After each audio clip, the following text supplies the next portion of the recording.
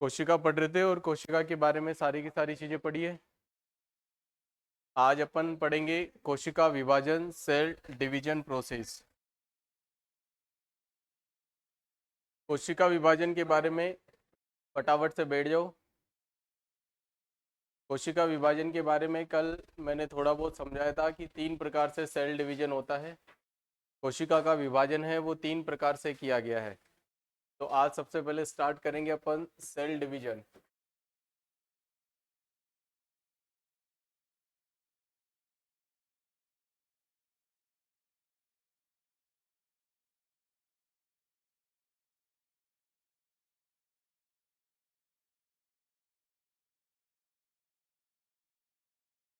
कोशिका विभाजन है उसको 3 पार्ट के अंदर डिवाइड किया गया है। 3 भागों में हम लोग पढ़ेंगे इस कोशिका विभाजन को। पहले नंबर पे हम लोग कंसिडर करेंगे सूत्री।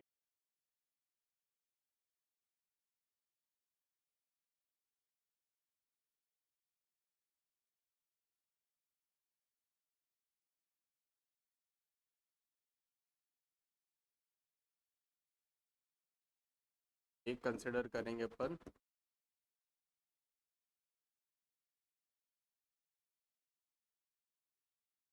मिटोसिस, मिटोसिस और मियोसिस। सबसे पहले इन तीनों के बीच में जो मेजर डिफरेंस है वो डिफरेंस सुनने की कोशिश करोगे। एक ऐसी कोशिका जो अविकसित होती है, जो अनडेवलप्ड सेल होती है, जो अविकसित कोशिका होती है, उस अविकसित कोशिका के अंदर किस प्रकार का विभाजन देखने को मिलता है अपने को? असूत्री विभाजन यानी एमेटोसिस प्रोसेस। डायरेक्टली क्वेश्चन पूछ लिया जाएगा कि असूत्री विभाजन किस प्रकार की कोशिकाओं में होता है। तो हम लोग कंसिडर करते हैं एक ऐसी सेल्स जो अनडेवलप्ड होती है, जो अविकसित होती है। उस अनडेवलप्ड सेल के अंदर किस प्रकार का विभाजन देखने को मिलता है? हमें असूत्री विभाजन देखने को मिलता है। वही अपन बात करते हैं तो जो सोमेटिक सेल होती है,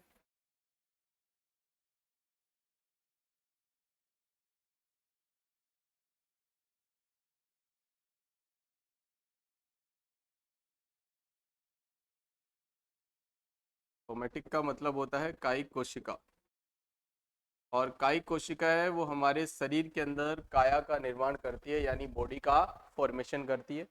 तो जो सोमेटिक सेल होती है, कायिक कोशिकाएं होती है, उनमें किस प्रकार का विभाजन होता है? समसूत्री विभाजन यानी मिटोसिस प्रोसेस।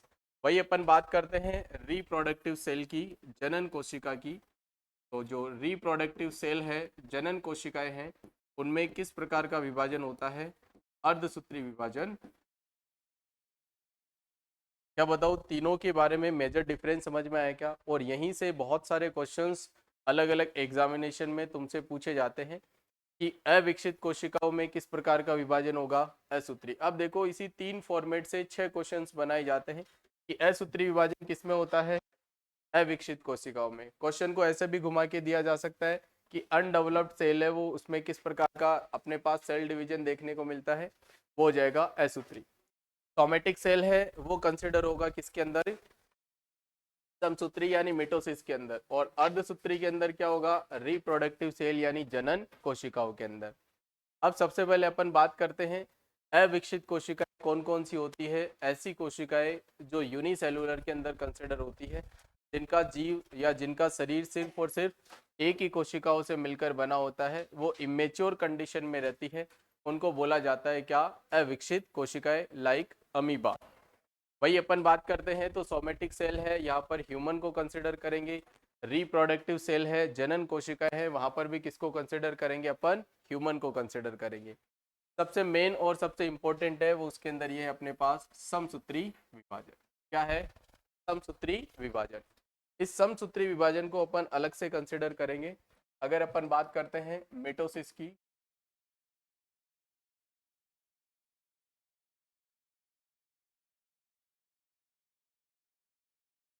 तो इस मिटोसिस को 2 फॉर्मेट में डिवाइड किया गया है। एक अपने पास इंटरफेज और एक अपने पास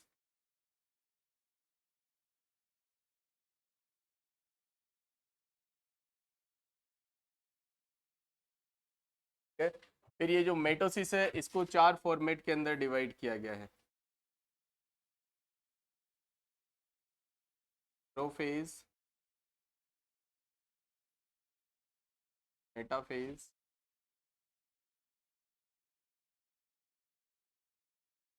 टेलोफेज और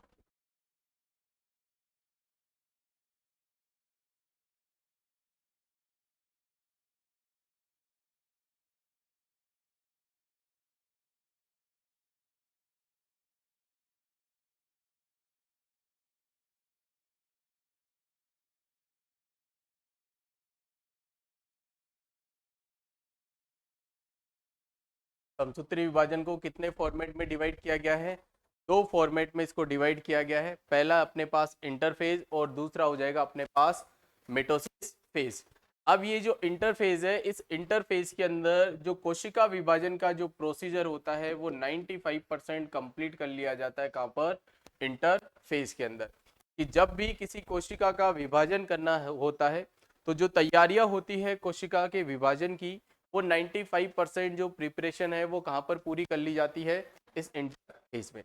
जैसे अगर तुम लोगों ने देखा होगा तो जब भी किसी के घर में शादी होती है तो शादी तो सिर्फ और सिर्फ एक ही दिन डिसाइड की जाती है, यस या नो? उससे पहले जो भी प्रिपरेशन है क्या वो हम लोग 1-1.5 महीने पहले से ही कंप्लीट करके रखते हैं क्या? तो लगभग लगभग 90% 95% तैयारियां पहले ही कर ली जाती है और फिर वो दिन आता है जिस दिन क्या हो जाती है? शादी। वैसे ही जब कोशिका का विभाजन होने वाला दिन होता है उससे पहले ही इंटरफेज एक ऐसी अपने पास स्टेज आती है, इंटरफेज एक ऐसी अवस्था आती है जहां पर इस कोशिका विभाजन की संपूर्ण प्रक्रिया को क्या कर लिया जाता है? पूरा कर लिया जाता है। बस इस पूरी प्रक्रिया के बाद, इंटरफेज के बाद हम लोग देखेंगे कि अब सिर्फ और सिर्फ क्या होना है? कोशिका का विभाजन होना है। क्लियर है? अब सबसे ज्यादातर जो क्वेश्चन तुम्हें पूछे जाते हैं वो यहाँ इन 4 पॉइंट से पूछे जाएंगे कि प्रोफेज क्या होता है, मेटाफेज क्या होता है, टेलोफेज क्या होता है और एनाफेज क्या होता है। इन चारों स्टेज को और इनके प्रोसीजर को बड़े ध्यान से सीखोगे। अगर मैं सबसे पहले बात करता हूं कि मेरे पास 4 स्टेज में कंसिडर कर रहा हूं अपने पास। फर्स्ट,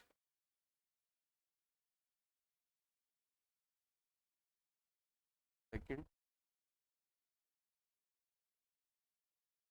थर्ड, ये 4 स्टेज है। अगर इस पूरे के पूरे कोशिका के अंदर अगर अपन बात करते हैं तो यहाँ पर कंसिडर होता है अपने पास क्या? सेंट्रोसोम। क्या कंसिडर होता है? सेंट्रोसोम। और सेंट्रोसोम का मतलब होता है तारककाई। बताओ क्या कोशिका के अंदर बताया था क्या मैंने? सेंट्रोसोम जो सिर्फ और सिर्फ जंतु कोशिका में पाया जाता है। किसमें पाया जाता है? जंतु कोशिका के अंदर पाया जाएगा और ये शुक्राणु की पूंछ का निर्माण करता है। एक सबसे इसका जो इम्पोर्टेंट काम है वो यही होता है कि कोशिका विभाजन में सबसे ज्यादा मदद करता है। अब देखना कि कोशिका विभाजन में ये पूरा का पूरा तारकाय सेंट्रोसोम में इसका क्या फंक्शन रहता है। ये पूरी की पूरी सेल है, कोशिका है, और इस कोशिका के अंदर ये जो गुणसूत्र है, ये गुणसूत्र एक झुंड के रूप में उपस्थित होते हैं। इसमें उपस्थित होते हैं एक क्लस्टर अपन कह सकते हैं या बंच ऑफ क्रोमोसोम हम लोग कंसिडर कर सकते हैं।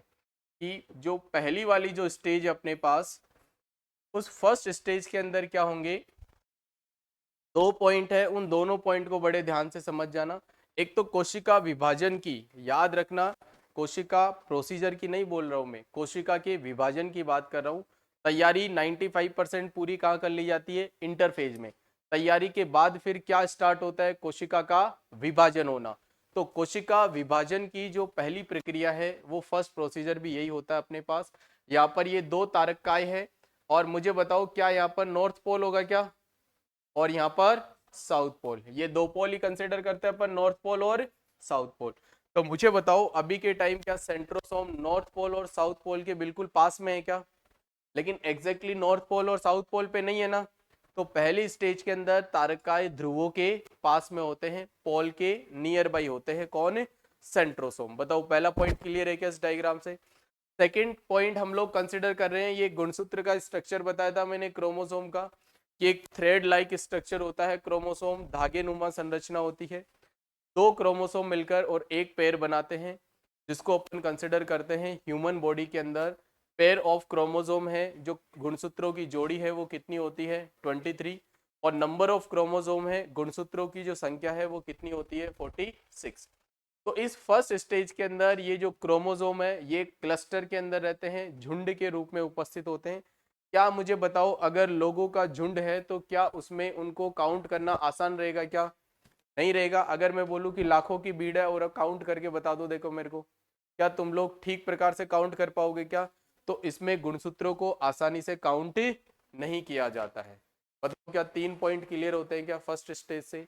कि पहली बात तो तारकाय है वो ध्रुवों की ओर बढ़ने की कोशिश करते हैं या नियर बाई पोल होते हैं, ध्रुवों के निकट होते हैं। गुणसूत्र है वो झुंड के रूप में होते हैं और इन गुणसूत्रों को गिनना हमारे लिए आसान नहीं होता। वही अपन बात करते हैं मेटाफेज के अंदर सेकंड प्रोसीजर में। तो सेकंड प्रोसीजर क्या कहता है कि ये जो अपने पास क्रोमोसोम है वो एग्जैक्टली कहां पर पहुंच जाते हैं? पोल पर पहुंच जाते हैं। कहां पर पहुंच जाएंगे? ध्रुवों पर पहुंच जाएंगे सेकंड वाले स्टेज में। और ये जो क्रोमोसोम है वो सारे के सारे एक लाइन के अंदर आकर अरेंज हो जाएंगे। क्या हो जाएंगे? एक ही लाइन में आकर अरेंज हो जाएंगे। तो मुझे बताओ, अगर तुम्हारे सामने एक पूरी की पूरी लाइन है, फिर चाहे वो कितनी भी लंबी हो, क्या उसके अंदर अपन काउंटिंग करना है वो हमारे लिए आसान हो जाएगा क्या? हम लोग बड़ी आसानी से उसको काउंट कर सकते हैं। अब देखो इन दोनों में डिफरेंस कुछ भी नहीं है, सिर्फ और सिर्फ चीजों को थोड़ा सा बदला गया है। यहाँ तारकाय ध्रुवों के पास में था और इस स्टेज में तारकाय सेंट्रोसोम है वो एग्जैक्टली कहाँ पहुंच गया है? ध्रुवों पर ही पहुंच गया है। यहाँ भी गुणसूत्र झुंड में थे, यहाँ गुणसूत्र एक लाइन में तुम्हें, यहाँ गुणसूत्र को गिनना हमारे लिए मुश्किल था, लेकिन यहाँ पर क्रोमोसोम को हम लोग बड़ी आसानी से गिन सकते हैं। अगर अपन बात करते हैं तो कोशिका विभाजन की अध्ययन की दृष्टि से at the point of study of cell division the very very important stage that is metaphase, जो सबसे ज्यादा महत्वपूर्ण अपने पास अवस्था रहने वाली है कि कैसे हम लोग इस कोशिका विभाजन की अध्ययन कर सकते हैं, इस कोशिका विभाजन को समझ सकते हैं। तो क्वेश्चन पूछा जाएगा, अध्ययन की दृष्टि से कोशिका विभाजन की सबसे महत्वपूर्ण जो अवस्था है, सबसे इंपॉर्टेंट जो स्टेट है, वो कौन सी रहने वाली है अपने पास? सेकंड यानी मेटाफेज। बताओ इतनी बात क्लियर है कि तारकाय सेंट्रोसोम कहां पर पहुंच चुके हैं? ध्रुवों पर। क्रोमोसोम को क्या कर लिया गया है? एक लाइन में अरेंज कर लिया है। क्या यहां से क्रोमोसोम को काउंट करना आसान है क्या? आसान है। अब याद रखना, जैसे ही ये क्रोमोसोम कहां पर मिलते हैं? इस ध्रुवों पर पहुंचते हैं, तो इन क्रोमोसोम से, सॉरी इन सेंट्रोसोम से, तारकाय से एक स्पिंडल फाइबर जनरेट होता है जिसको अपन बोलते हैं फाइबर रेशे या फाइबर तंतु। फाइबर रेशो का मतलब होता है बिल्कुल बालों के समान छोटी छोटी छोटी छोटी संरचना। क्रोमोसोम्स खुद धागों की तरह ही होते हैं। वैसे अपन बात करते हैं तो ये जो अपने पास तारकाय है, इस तारकाय से छोटे छोटे छोटे छोटे धागे नुमा क्या निकलती रहती है? संरचना निकलती रहती है, रेसे निकलते रहते हैं, जो कुछ इस प्रकार से आकर दोनों पोल पर मिलने की। बताओ यहां तक चीजें समझ में आई क्या?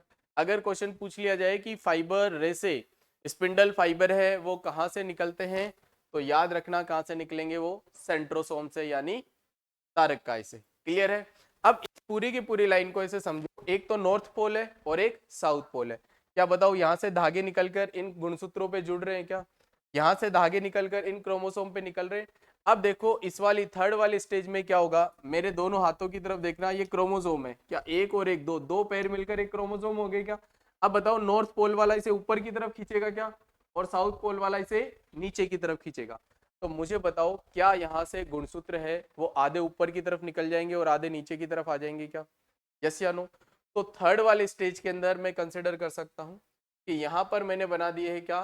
तारकाय सेंट्रोसोम। ये नॉर्थ पोल हो गया और ये साउथ पोल हो। तो यहाँ से मैं कंसिडर कर सकता हूँ कि आधे गुणसूत्र मेरे पास ऊपर की तरफ निकल चुके हैं और आधे गुणसूत्र है वो नीचे की तरफ आ गए हैं। और यहाँ से सेम एज इट इज क्या निकल रहे हैं? वही स्पिंडल फाइबर। क्या बताओ इतनी बात समझ में आ गई क्या सबको? कि बीच के अंदर सबसे पहले एक लाइन के अंदर अरेंज हो गए, फिर ऊपर वाला जो नॉर्थ पोल है वो ऊपर की तरफ खींचने की कोशिश करेगा और साउथ पोल है उसको नीचे की तरफ, यानी एज इट इज स्ट्रक्चर कुछ इस प्रकार से बनेगा। तो मुझे बताओ अब क्या ये क्रोमोसोम डिवाइड हो गए क्या आधे आधे? यस या नो? अगर एक पेयर है टोटल जिसके अंदर कितने हैं अपने पास 23, टोटल संख्या में कितने हैं अपने पास 46, तो अगर अपन नंबर ऑफ क्रोमोसोम की बात कर रहे हैं तभी तो काउंट करेंगे अपन। तो अगर आधे गुणसूत्र ऊपर और आधे गुणसूत्र अगर नीचे की तरफ आ जाएंगे तो मुझे बताओ अब क्या यहाँ से दो कोशिका का निर्माण हो जाएगा क्या? कैसे यानो? एक तो ऊपर वाली सेल बन जाएगी और एक नीचे वाली सेल बन जाएगी। तो ये जो फोर्थ केस बनने वाला है, इस फोर्थ केस के अंदर क्या स्ट्रक्चर बनेगा अपने पास?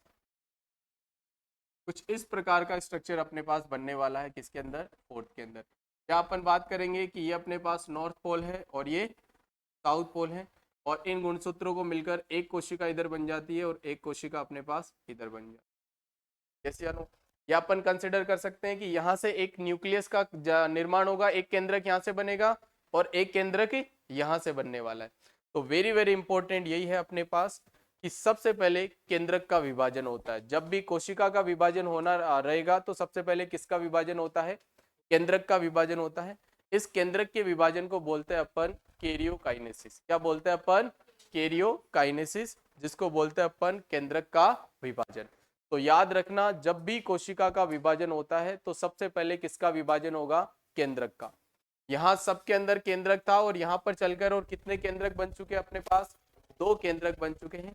एक केंद्रक के अंदर अपने पास कंसिडर होंगे 23 क्रोमोसोम और एक के अंदर कंसिडर होंगे 23 क्रोमोसोम। यस या नो? ये पेयर की बात कर रहे हैं अपन, 23 जोड़ी एक में और 23 जोड़ी एक में, और 23 और 23 दोनों जोड़ी मिलकर कितने गुणसूत्र मिल जाएंगे अपने पास? 46 गुणसूत्र। बताओ क्या ये चारों के चारों प्रोसीजर है, स्टेप है, वो समझ में आते हैं क्या सबको? एक बार अगर अपन फिर भी क्लियर करने की कोशिश करते हैं तो नॉर्थ पोल और साउथ पोल दोनों के अंदर तारकाएं है वो ध्रुवों के पास में रहते हैं, एग्जैक्टली पोल के ऊपर नहीं रहते हैं। गुणसूत्र एक झुंड में होते हैं और इन गुणसूत्रों को काउंट करना हमारे लिए क्या रहता है? मुश्किल रहता है। भाई अपन बात करते हैं तो यहाँ नॉर्थ पोल और यहाँ साउथ पोल, यहाँ एक क्रोमोसोम है वो एक लाइन में आ जाते हैं जहां से इन क्रोमोसोम को गिनना हमारे लिए सबसे आसान है। इन तारकाएं से स्पिंडल फाइबर है जो ये अपने पास तंतु है, वो तंतु निकले हुए रहते हैं और ये आधे क्रोमोसोम को ऊपर की तरफ खींचेंगे और आधे क्रोमोसोम को नीचे की तरफ लेकर आएंगे। यहाँ से दो सेंटर बनेंगे, एक तो नॉर्थ पोल पे और एक साउथ पोल पे, और इस आधे आधे होने के बाद यहाँ पर एक केंद्रक बन जाएगा और यहाँ पर एक केंद्रक बन जाएगा। ये तो सिर्फ और सिर्फ पढ़ा अपन ने कैरियोकाइनेसिस यानी केंद्रक का विभाजन। अब यहाँ से देखो दो केंद्रक बनने के बाद फिर अपन पढ़ेंगे साइटोकाइनेसिस यानी कोशिका का विभाजन। और वास्तविकता में जो कोशिका का विभाजन होता है ये फोर्थ स्टेज के बाद में होता है। अब मुझे बताओ अगर इस फोर्थ स्टेज को मैं कुछ इस प्रकार से बनाने की कोशिश करूं तो बताओ क्या एग्जैक्टली वो ये क्या? एक केंद्रक यहाँ पर है और एक केंद्रक यहाँ पर है, यही स्ट्रक्चर था क्या अपने पास? अब यहाँ से क्या होगा? कोशिका का विभाजन, और कोशिका का विभाजन होने के बाद एक अपने पास कोशिका इधर बन जाएगी और एक कोशिका अपने पास इधर बन जाएगी। इसमें 46 गुणसूत्र होंगे और इसके अंदर भी 46 गुणसूत्र होंगे। बोलो यस या नो? इसको बोला जाता है एक मदर सेल। क्या बोला जाता है? ये होगा एक मदर सेल, और इसको बोला जाता है क्या?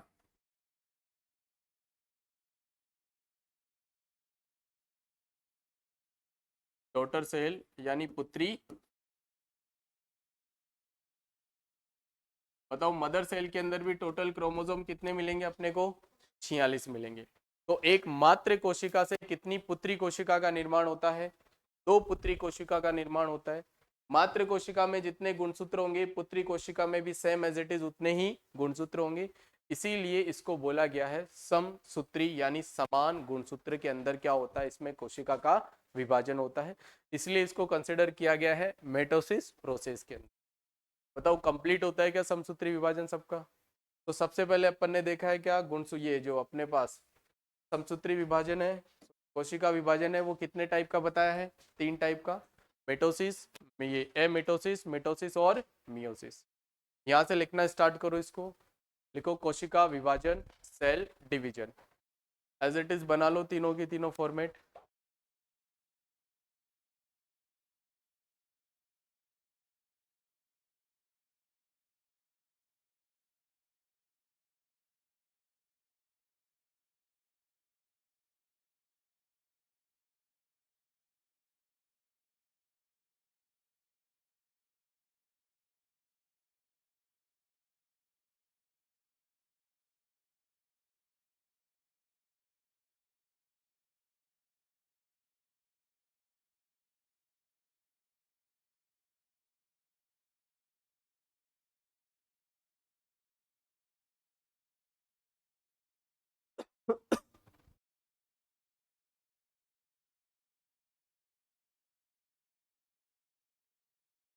अविकसित कायिक कोशिका और जनन कोशिका लिख लेना। अविकसित के अंदर लिख लेना अमीबा,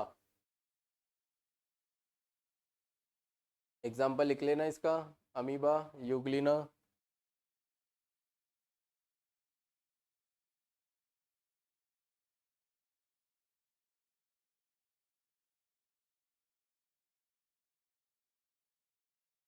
कायिक कोशिका है वो ह्यूमन के अंदर होती है, मानव के अंदर, और जनन कोशिका भी मानव के अंदर। लिख लिया? तीनों टाइप लिख लिए कोशिका विभाजन के। चलो उसके बाद फिर लिखो समसूत्री विभाजन, और समसूत्री विभाजन के अंदर लिख लेना इंटरफेज और मिटोसिस। मिटोसिस के अंदर भी दो टाइप लिखोगे,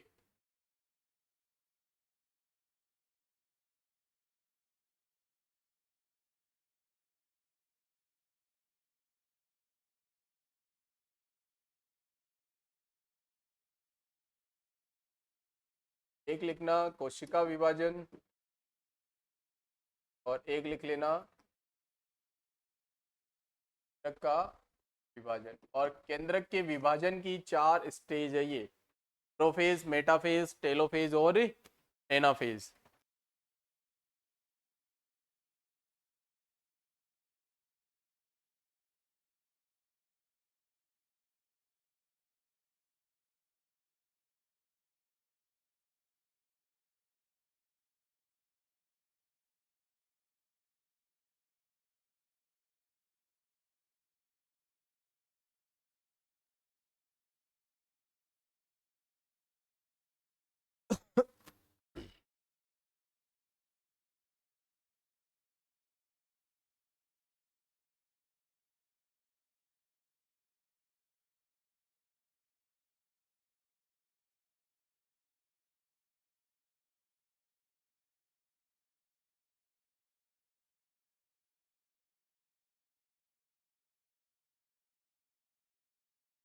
बताओ लिखा क्या? तो समसूत्री विभाजन दो प्रकार का, इंटरफेज और मिटोसिस। मिटोसिस भी दो प्रकार का, केंद्रक का विभाजन कैरियोकाइनेसिस और कोशिका का विभाजन यानी साइटोकाइनेसिस। फिर कैरियोकाइनेसिस भी 4 प्रकार का, प्रोफेज, मेटाफेज, टेलोफेज और एनाफेज। फिर फर्स्ट पॉइंट बना के लिखो इंटरफेज। देखो इस अवस्था में कोशिका विभाजन के कार्य को, इस अवस्था में कोशिका विभाजन के कार्य को लगभग 95% तक संपूर्ण किया जाता है।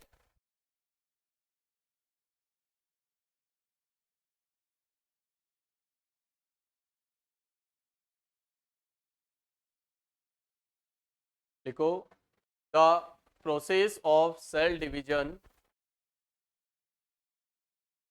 The process of cell division is approx 95% done in this stage, approx 95% is done in this stage। फिर आगे लिखो मिटोसिस, और मिटोसिस के अंदर लिखना केंद्रक का विभाजन कैरियोकाइनेसिस।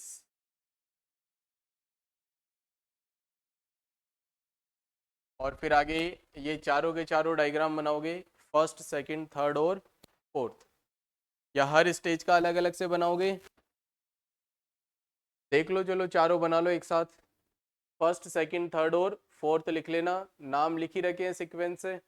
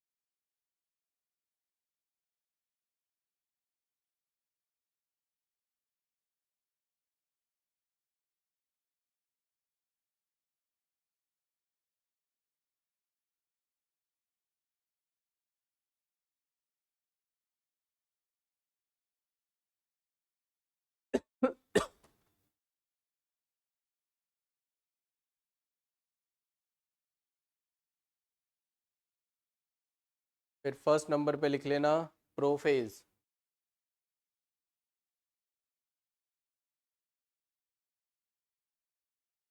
प्रोफेज के ब्रैकेट के अंदर लिख लेना पूर्वावस्था। हिंदी वाले वो लिख लेना इसका दूसरा नाम पूर्वावस्था। लिखो। हाँ, प्रोफेज लिख लो।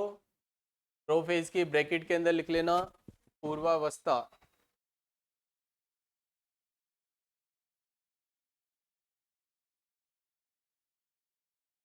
देखो, यह कोशिका के विभाजन की वास्तविक शुरुआत वाली अवस्था है। यह कोशिका के विभाजन की वास्तविक वाली अवस्था है। देखो, the actual cell division process was started in this stage. The actual cell division process was started in this stage.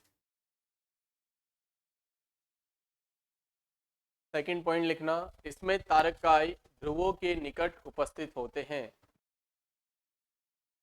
इसमें तारककाय ध्रुवों के निकट उपस्थित होते हैं। In which centrosome are present near by poles. Near by poles. Third point लिखना, इसमें गुणसूत्र झुंड के रूप में उपस्थित होते हैं। इसमें गुणसूत्र झुंड के रूप में उपस्थित होते हैं। In which chromosome are present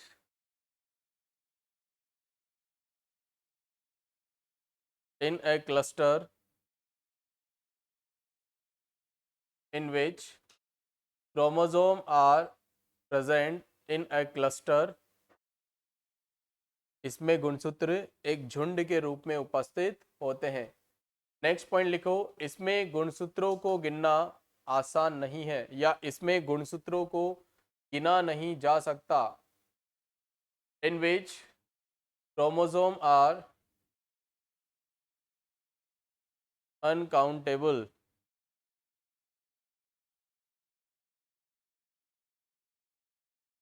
clear है? फिर लिखो सेकेंड स्टेज मेटाफेज। हिंदी वाले ब्रैकेट में और दूसरा नाम लिख लेना मध्यावस्था।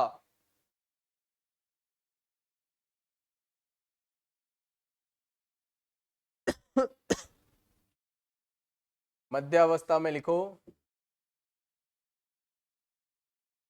इसमें तारककाय ध्रुवों पर पहुंच जाते हैं।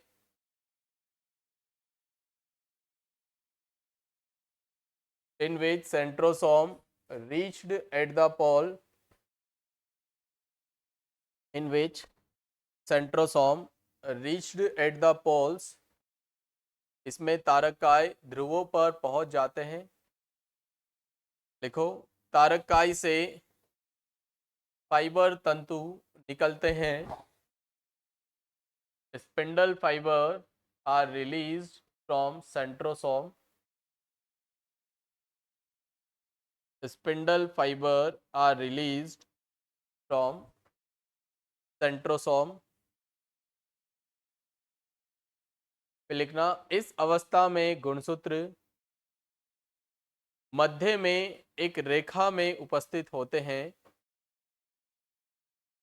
इस अवस्था में गुणसूत्र मध्य में एक रेखा में उपस्थित होते हैं।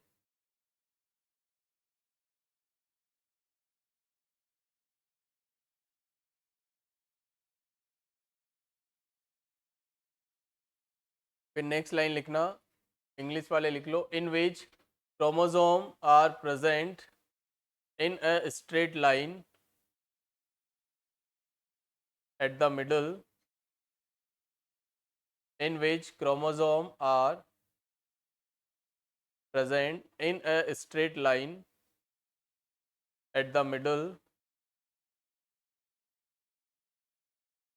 फिर लिखो इसमें गुणसूत्रों को गिनना आसान होता है। in which chromosome are counted, in which chromosome are countable। फिर स्टार पॉइंट बना के लिखना अध्ययन की दृष्टि से यह सबसे महत्वपूर्ण अवस्था होती है। It is a very important stage eight the point of study.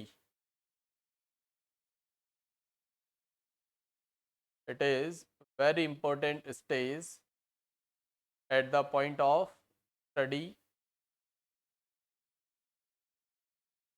फिर लिखोगे टेलोफेज पश्च अवस्था। टेलोफेज पश्च अवस्था, इसमें लिखो इस अवस्था में आधे गुणसूत्र उत्तरी ध्रुव की ओर चले जाते हैं तथा आधे गुणसूत्र दक्षिणी ध्रुव की ओर चले जाते हैं।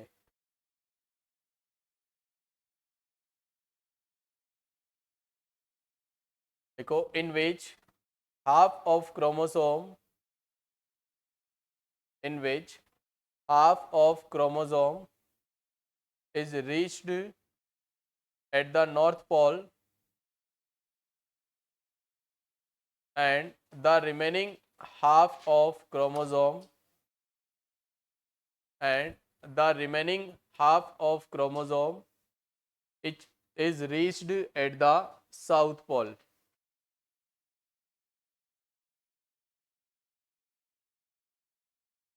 ठीक है, फिर आगे लिखो फोर्थ स्टेज, और फोर्थ स्टेज में लिखो एनाफेज या इसको लिख लेना अंत्या अवस्था।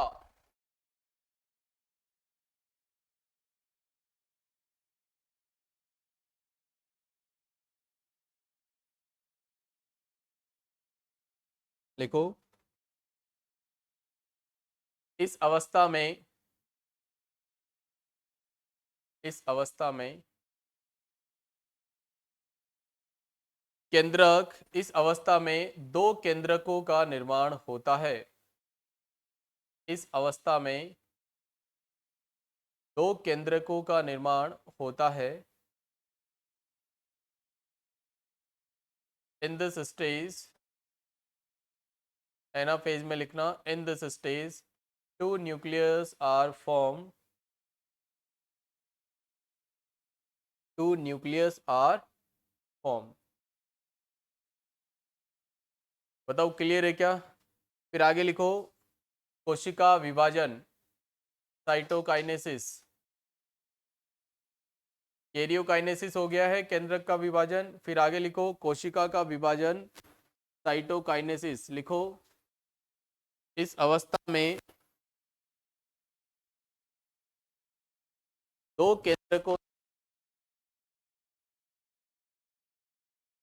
दो समान गुणसूत्रों वाली कोशिका का निर्माण होता है। इस अवस्था में दो अलग अलग केंद्रों वाले, दो अलग अलग केंद्रों से समान गुणसूत्रों वाली दो अलग अलग कोशिकाओं का निर्माण होता है। लिखना साइटोकाइनेसिस में in this stage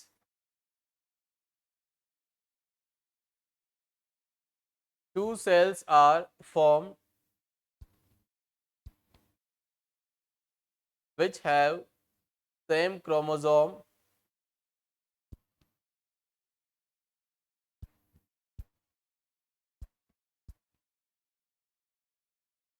which have same chromosome।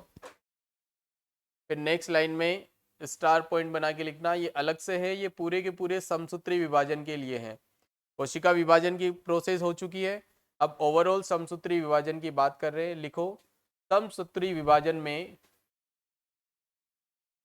एक मात्र कोशिका होती है समसूत्री विभाजन में एक मात्र कोशिका होती है जिसमें 46 गुणसूत्र होते हैं।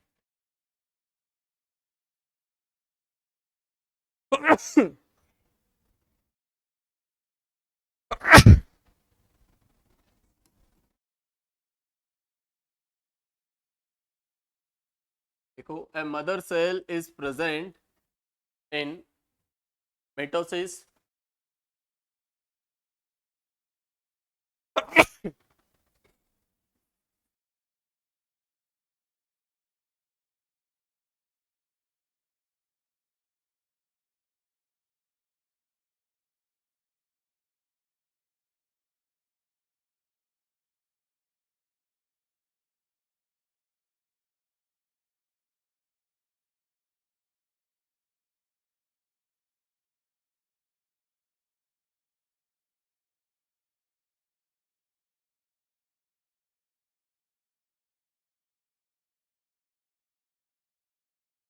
देखो, जब भी इन गुणसूत्रों का विभाजन होता है या अपन बात करते हैं कि जब भी एक मेल और फीमेल अगर लैंगिक संबंध बनाने की कोशिश करते हैं, उसके बाद में अगर किसी नए जीव का अगर निर्माण होता है तो उस नए जीव के अंदर नंबर ऑफ क्रोमोसोम है वो कितने होने चाहिए? 46।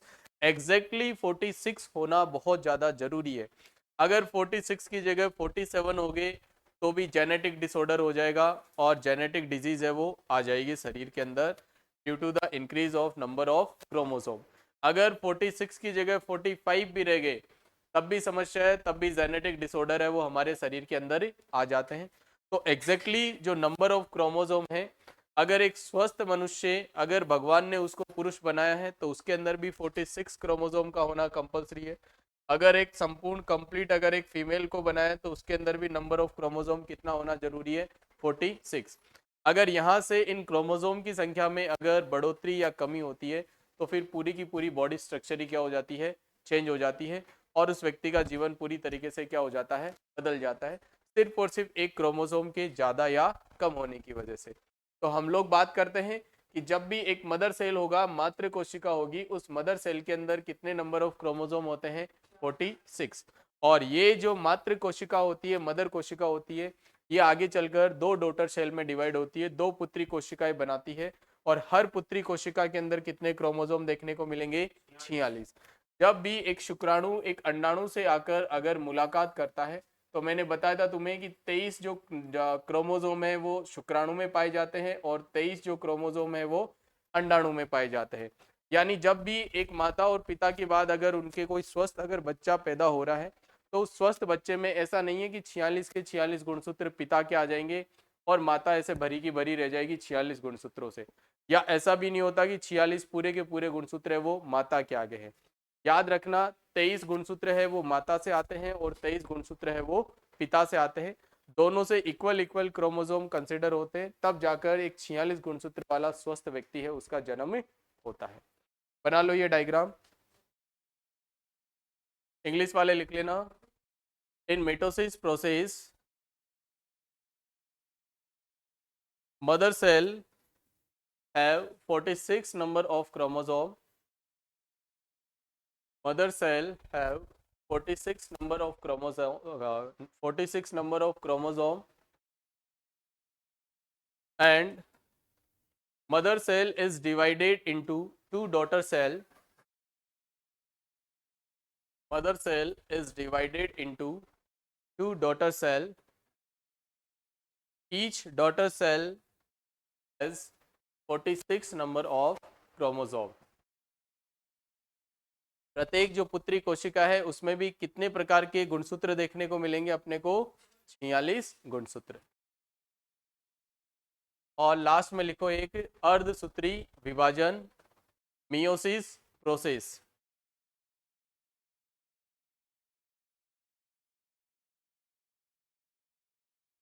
मियोसिस के अंदर लिखना,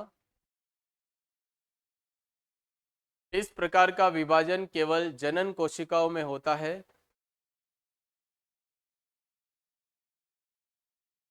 This type of cell division is only occur in reproductive cells.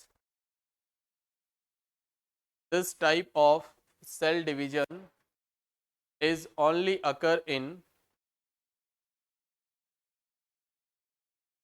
is only occur in reproductive cell. इसमें एकमात्र कोशिका होती है जिसमें 46 गुणसूत्र होते हैं।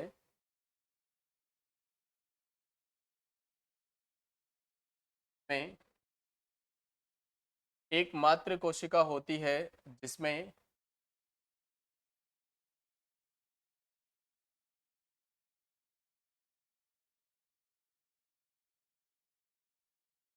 छियालीस गुणसूत्र होते हैं। देखो, इसमें 2 बार कोशिका का विभाजन होता है। इसमें 2 बार कोशिका का विभाजन होता है।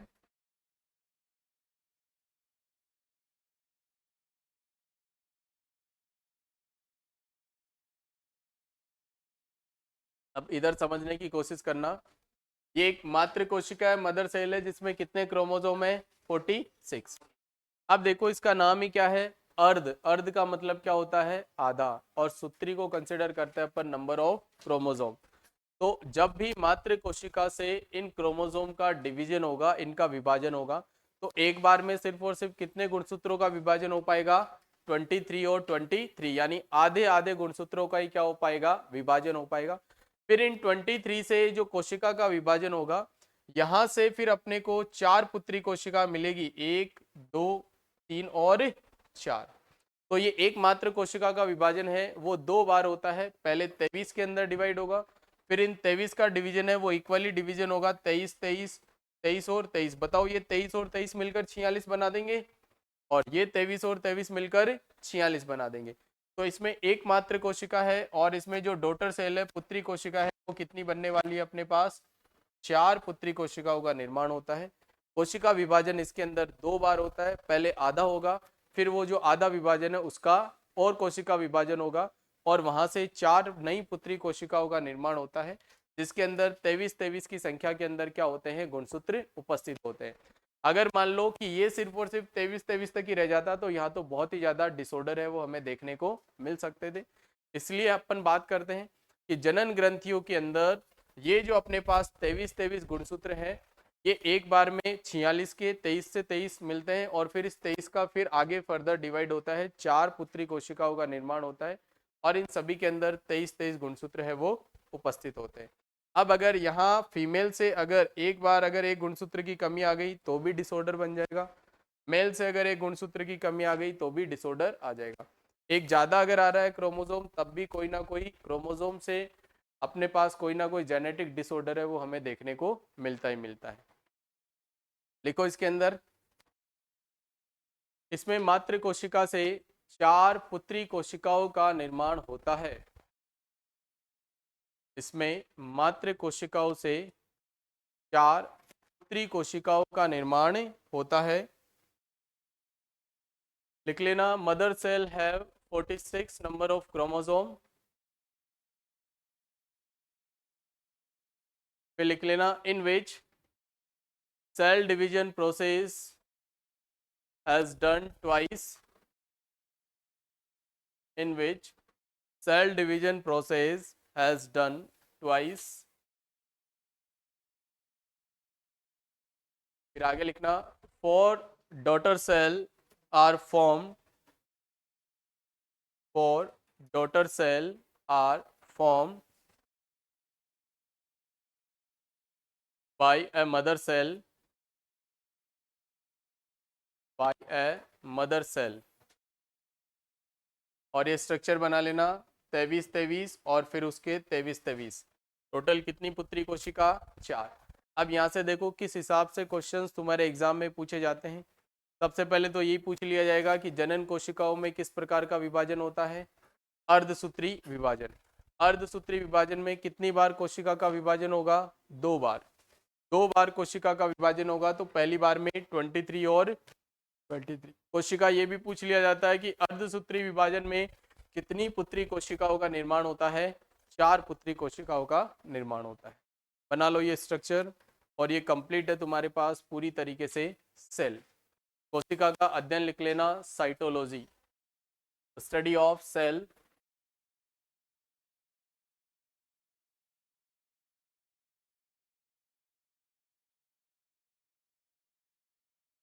कोशिका का अध्ययन लिख लेना, साइटोलॉजी, कोशिका विज्ञान।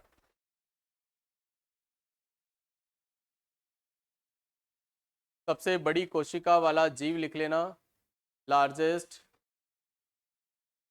सेल ऑर्गन, ऑस्ट्रिच, शुतुरमुर्ग।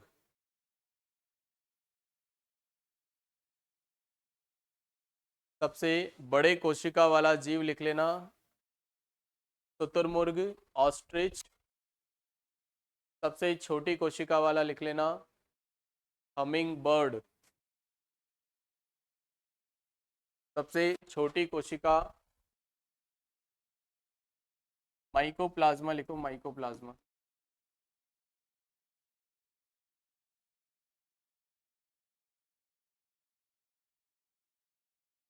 सबसे छोटी कोशिका किसकी होती है, माइकोप्लाज्मा की, और सबसे बड़ी जो है वो होता है शुतुरमुर्ग का अंडा, ऑस्ट्रिच। कोशिका का अध्ययन क्या कहलाता है, कोशिका विज्ञान, साइटोलॉजी।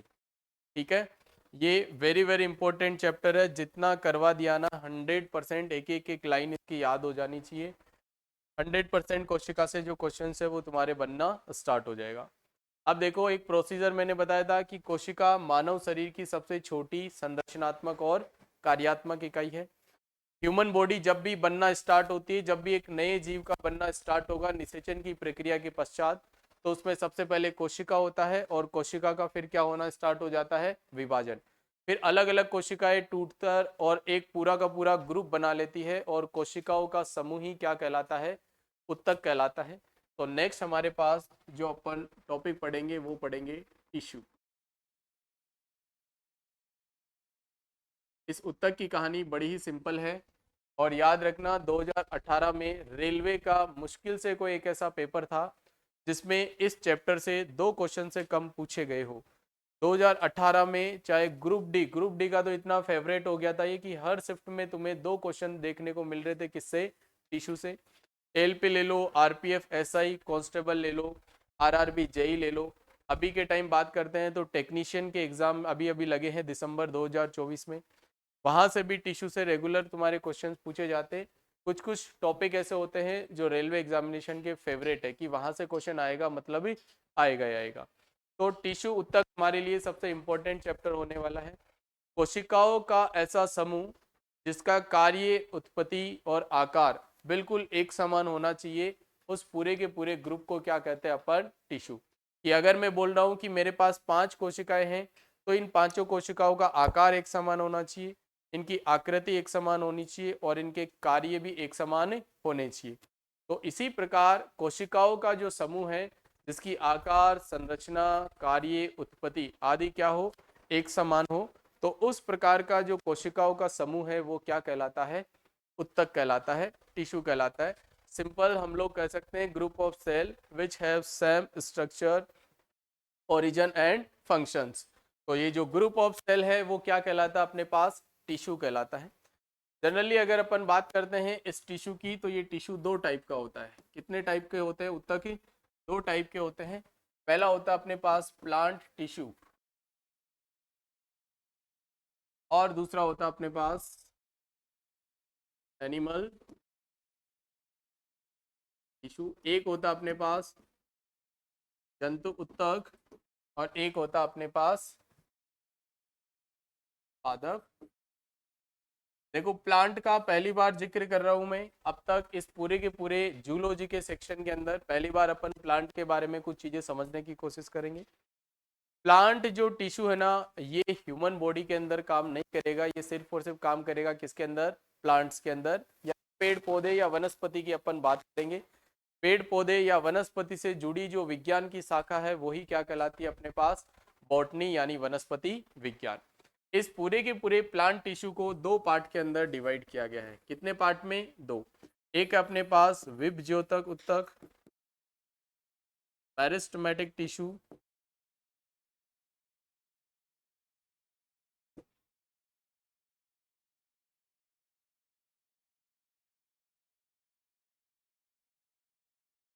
और एक होता है अपने पास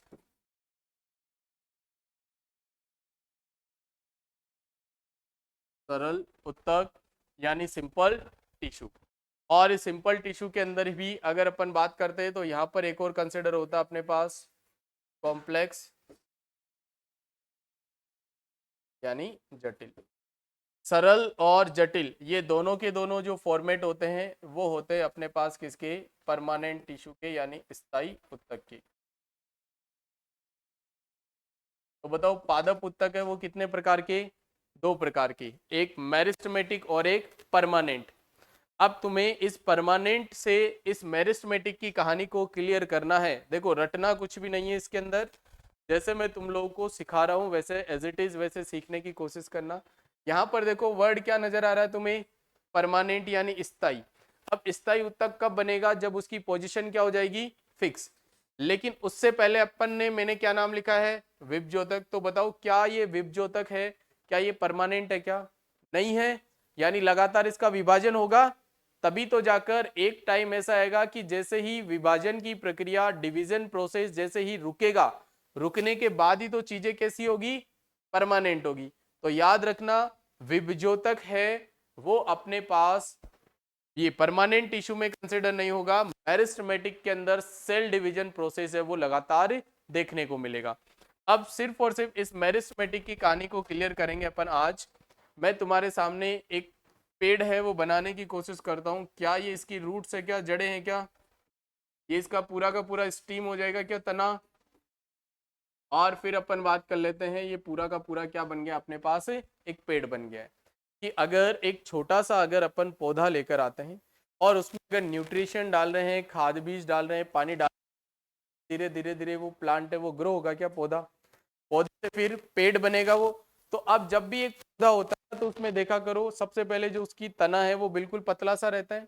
जैसे जैसे वो बड़ा होता है तो उसकी तने का क्या, उसकी लंबाई बढ़ेगी क्या, और उसकी जो पत्तियां है पहले बिल्कुल कच्ची कच्ची वही पत्तियां है, लीफ जाती है, बढ़ जाती है। अब तुमने देखा होगा कि ये जो तना होता है ना, तना ये एक टाइम पे आने के बाद रुक जाता है, यस या नो। तने की हाइट है, स्टीम की हाइट है वो पेड़ों के अंदर ज्यादा देखने को नहीं मिलती अपने को अपने से थोड़ी सी ऊपर हाइट पे जाती है वो पेड़ है, उसमें अलग अलग टहनियां निकलना स्टार्ट हो जाती है, पेड़ फैलना स्टार्ट हो जाता है। तो हम लोग कह सकते हैं कि ये जो मेरिस्टेमेटिक टिश्यू होता है, बड़े ध्यान से सुनोगे, विभज्योतक जो उत्तक होता है ना, उसमें कोशिका विभाजन की प्रक्रिया होती है। किसकी प्रक्रिया होती है, कोशिका विभाजन की, जो पौधों के शुरुआती भाग में वृद्धि करता है। क्या करता है, पौधों को शुरुआत के अंदर जो बढ़ाने का काम करता है वो काम कौन करता है, विभज्योतक उत्तक। और बढ़ने के कुछ टाइम के बाद में इस विभज्योतक की जो कोशिकाएं होती है, मेरिस्टेमेटिक टिश्यू की जो सेल्स होती है, उसमें सेल डिवीजन होना क्या हो जाता है, बंद हो जाता है। एक टाइम के बाद में आके कोशिका विभाजन क्या हो जाएगा, बंद हो जाएगा। अगर ये कोशिका विभाजन बंद हो गया तो बताओ ये चीज क्या परमानेंट हो गई है क्या अपने पास, यस या नो। आज अगर अपन अपनी खुद की बात करते हैं तो बचपन में छोटे से थे, धीरे धीरे हमारी हाइट ग्रोथ हो रही है, और एक टाइम के बाद में आके बताओ अब अपनी हाइट है वो स्टेबल हो गई क्या, यानी अब अपन कौन से रूप में आ चुके हैं, परमानेंट के रूप में आ चुके हैं। जब तक हाइट ग्रोथ हो रही थी तब तक कौन से रूप में थे अपन, विभज्योतक के रूप में थे, मेरिस्टेमेटिक के रूप में थे। तो विभज्योतक की कोशिकाओं के अंदर क्या होता है, कोशिका विभाजन का प्रोसेस होता है। जैसे ही ये कोशिका विभाजन आकर रुक जाता है तो फिर ये किसके अंदर बदल जाता है, परमानेंट में। वही अपन बात करते हैं जंतु तक, तो जंतु तक चार प्रकार से पढ़ेंगे अपन। एक पढ़ेंगे अपन एपिथेलियम, एक पढ़ेंगे अपन पेशीय उत्तक, एक पढ़ेंगे अपन तंत्रिका उत्तक, और एक पढ़ेंगे अपन संयोजी उत्तक। ये चार फॉर्मेट है और ये पूरा का पूरा फॉर्मेट कंसिडर करेंगे अपन कौन से चैप्टर के अंदर, टिश्यू के अंदर। 2 मिनट का ब्रेक है, जाओ कि पानी की बोतल भी लिया ना।